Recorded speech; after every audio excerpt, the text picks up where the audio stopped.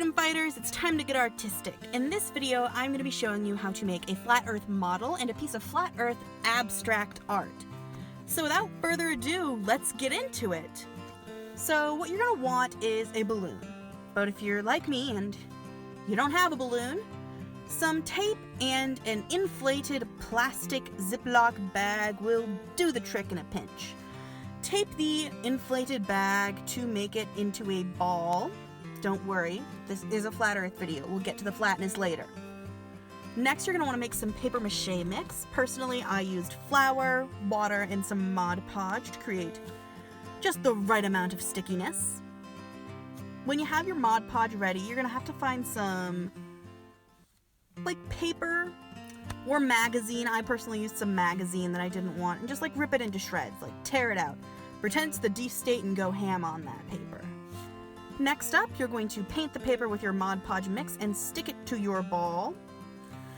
Continue doing so until the entire ball is covered. It's also good to add like a couple extra layers. You know, just keep on going and going and going and going until that thing's enclosed. After you've done that, it's probably worth putting on a layer of tissue paper because that will make it easier to paint if you have like a white tissue paper when you're done. Moving on, painting time. Paint the ball blue. Blue paint would work great if you're like me and you don't have blue paint. Some varnish and food coloring will work if mixed together, apparently. So add some green spots for the land masses you believe are on Earth. I'm not gonna dictate where they are or how they should be like the government thinks they should. But just, you know, use your best judgment. Alright, now you want to, once your ball is dry, I should have mentioned that by the way, before you paint it, your paper mache ball should be dry.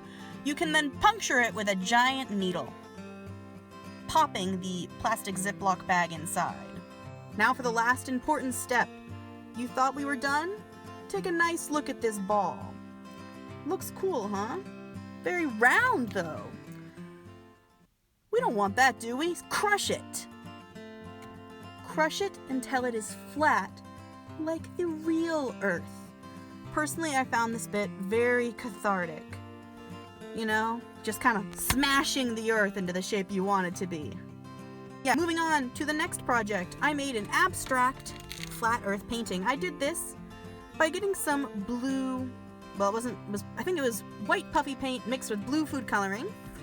And I got a round cookie cutter and I dipped the non-sharp end in the blue paint. Each of these circles kind of represent the flat Earth. So I covered most of the canvas in blue circles, as you can see, but there is a little bit of a twist coming in a minute. That's right, I added some green circles to represent the land on the flat Earth. After I was done with that, I cut out some US states, only the good ones that I believe in, of course, because I'm not adding any of those god-awful ones. And once I cut them out and colored them, I stuck them to my flat Earth canvas. I kind of tried to spread them out, you know, put them in good positions. This is the abstract art, so you don't have to worry about like the accuracy of where they are, you know. Kind of just enjoy going about putting them where you want them. The final product was a success, if I do say so myself. I was a big fan.